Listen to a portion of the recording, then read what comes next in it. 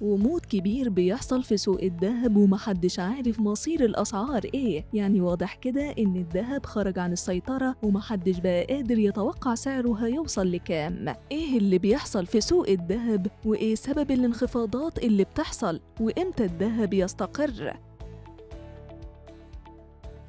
الأيام الأخيرة كلنا لاحظنا إن في انخفاضات بتحصل لأسعار الذهب، وده طبعا حاجة كانت بره حسابات الكل، لأن الكل كان متوقع إن الذهب يوصل ل4 و5 آلاف جنيه. فيا ترى إيه السر وراء الانخفاضات اللي بتحصل؟ وهل هيستمر الذهب في الانخفاض ولا لأ؟ الحقيقة إن فعلا الذهب كان في طريقه للارتفاع لحد ما ظهرت توقعات إن الفيدرالي في اجتماعه اللي جاي مش هيخفض الفايدة بشكل كبير، وده عزز من ارتفاع سعر الدولار، فبالتالي ده أثر على انخفاض الذهب.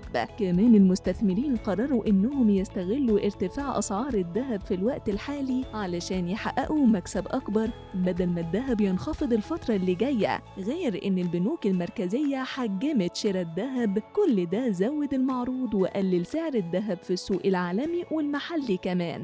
الكلام ده كله أكده هاني ميلاد رئيس الشعبة العامة للذهب والمجوهرات، اللي قال إن البيانات والمتغيرات المتلاحقة في العالم والمنطقة أثرت بشكل مباشر على أسعار الذهب. ده غير عوامل العرض والطلب، كل ما قل العرض زاد السعر وكل ما زاد العرض قل السعر. واللي بيحصل دلوقتي إن المعروض من الذهب زاد الفترة الأخيرة بسبب بيع المستثمرين لمدخراتهم من الذهب، علشان كده زاد المعروض وبالتالي ده أثر على السعر العالمي والمحلي كمان. بس عموما لو الأحداث السياسية استقرت أسعار الذهب هتستقر، ولو حصلت اضطرابات جديدة أكيد هترتفع. كمان شعبة الذهب كان سبق وأصدرت بيان عن اللي بيحصل وقالت إن سعر المعدن الأصفر في مصر بيشهد تباين بين الاستقرار والتراجع، وأحيانا بيرتفع بشكل طفيف، إلا إن الاتجاه الغالب هو النزول. كمان المهندس سعيد مبابي المدير التنفيذي لمنصة آي صاغة لتداول الذهب والمجوهرات قال إن أسعار الذهب في مصر مناسبة مع سعر الذهب في البورصة العالمية بعد التراجعات اللي شهدها عالميا نهاية الأسبوع اللي فات، بعد تقرير وظائف الولايات المتحدة اللي توقع خفض سعر الفايدة من الفيدرالي الأمريكي. لكن ده مش معناه إن الذهب هيستمر في الانخفاض، لأن في توقعات عالمية بتقول